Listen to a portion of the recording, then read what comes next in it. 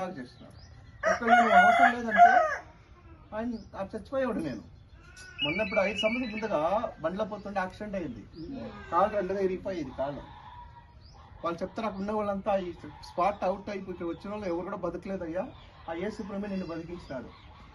5 సంవత్సరం అయ్యా కాళ్ళ ఆపరేషన్ ఇక రావడంతా వేసి పెట్టి ఇప్పుడు బాగా అయిపోయి నడుస్తాను నేను. ఒకవేళ దేవుడు ఏం చేసినాడు, అప్పుడు కూడా తెచ్చిండొచ్చు.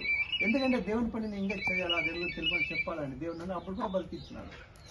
2-3 సార్లు మరణం నుండి తప్పించి వచ్చినాను నేను. దేవుడు కాపాడినాడు.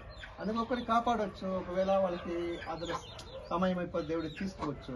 అయితే ఇంపార్టెంట్ ఏమంటే ఆయన పోయినాము, ప్రార్థన చేసినాము, బాగా కడిగి చచ్చుకున్నాడు, అందుకే మేము నమ్మము అట్లని కాదు. నీవైనా నేనైనా ఒకరోజు దేవుని ముందు నిలవాలా. మనము పుట్టిన తర్వాత ఒకరోజు చస్తాము, చచ్చిపోతే మళ్ళీ పోతుంది. దేవుని ప్రాణం అనేది ఒకరోజు దేవుని తెలుసుకుంటామంటే నిత్య జీవానికి మార్గం తెచ్చుకుంటే మనం అక్కడ పోయి చేస్తాం, లేకపోతే నరకం.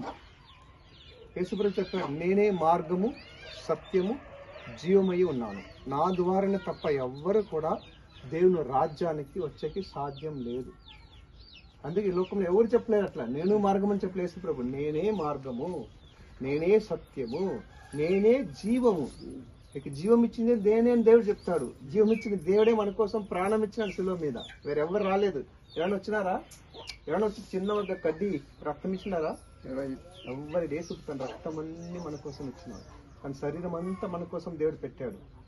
అయితే తిరిగి లేచినాడు ఆయన సజీవుగా, జీవం కల దేవుడు. ఈ రోజు కూడా చెప్తాను, సచ్చినాను కాబట్టి అన్ని పుస్తకం చదివి భాగవతమాన్యం సంతోషం. అన్ని చదివి మీకు ఇస్తాం, బైబిల్ ఇస్తాము, చదవండి. ఒకరోజు యేసు ప్రభుది ఇక్కడ ఫిలిం ఇస్తాం, ఇక్కడ వచ్చేసి ప్రొజెక్టర్ పెట్టేసి.